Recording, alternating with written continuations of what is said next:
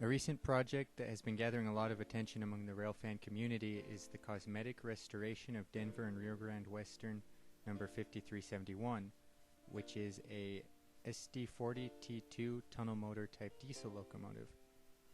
The 5371 was donated to the Utah State Railroad Museum in Ogden, Utah in 2008, and since then, two brothers, Carrie and Derek Clark, with a grant from the National Railway Historical Society, have begun restoration to return the locomotive to how it appeared in 1975 when it was delivered from Electromotive Division.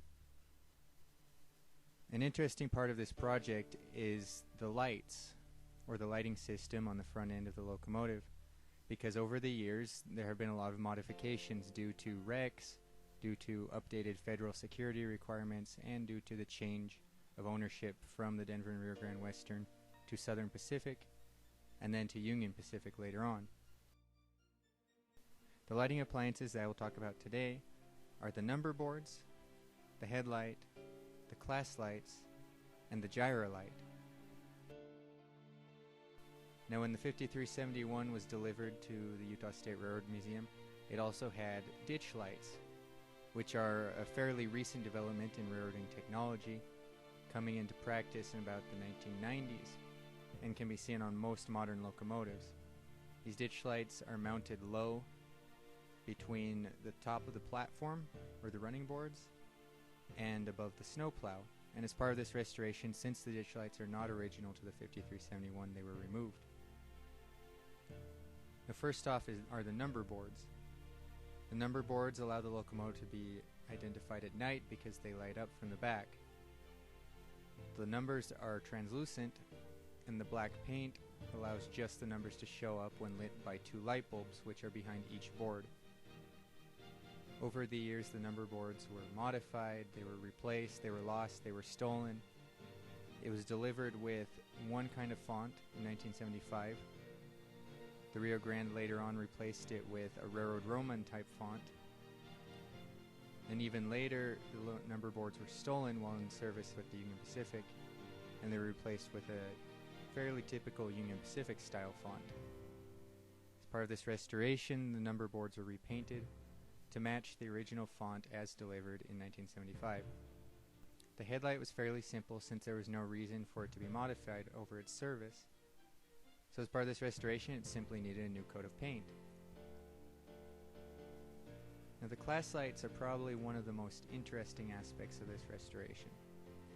The class lights are found on both sides of the nose, left and right, as well as the rear end of the locomotive, fairly high above the radiator intakes. Now, class lights are no longer used ever since most Class 1 railroads in the United States switched from timetable dispatching to CTC or other computer-controlled forms of dispatching. Class lights determine what kind of train is running at that moment or being pulled by that locomotive. So inside each class light are three lenses which are adjustable, using a small lever at the bottom of each light. Now, each of these lenses has a different color. One is green, one is white, and one is red.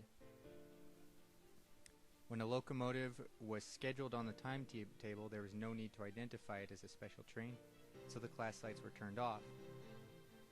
Now, if the train was not scheduled on a timetable and did not have a regularly scheduled number, then that train would become an extra and was required to carry white flags and white or clear lenses on the lanterns at night.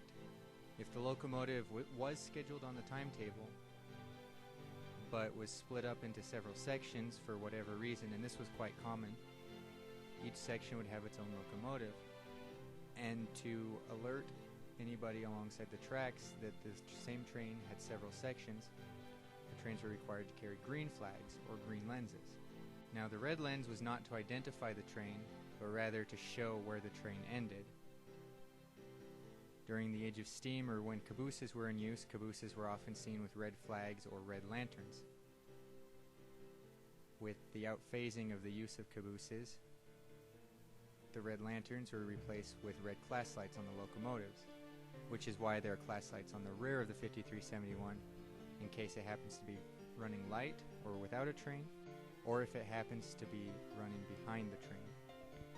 At first glance, a lot of people would assume that the 5371 has two headlights because of the two similar sized and shaped headlight mountings, one on the nose and one above the windshield.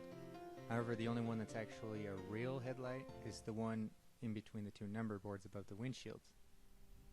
The one on the nose is actually a gyrolight, which is an interesting mechanical marvel because the two lenses or two bulbs actually move. Now, some people incorrectly label this as a Mars light. However, the difference is the Mars light makes a figure 8 motion, whereas a gyrolight simply rotates in circles. As you can see in this video of the gyrolight before it was restored and mounted on the 5371, the circular motion is actually quite eye-attracting, which was the point. The gyrolight is not meant to light up the track ahead of the locomotive, but rather to catch the attention of any motorists or people crossing the tracks. With the introduction of the ditch lights, as I mentioned at the beginning of the video, the use of gyrolights was phased out because the moving lenses caused a lot of mechanical havoc. Or in other words, if they needed to be replaced, it was quite costly to replace all of the parts or to maintain them. Ditch lights have no moving parts, it's all electronic. As we have seen in almost 35 years of service that the 5371 put for the 3 railroads that owned it, is a testament to the ingenuity and also the development of railroad technology. Here we have seen almost 40 years of safety and technological development in this industry. And with this restoration, we can learn a lot more about how railroading has developed and how railroads have become safer for the common people.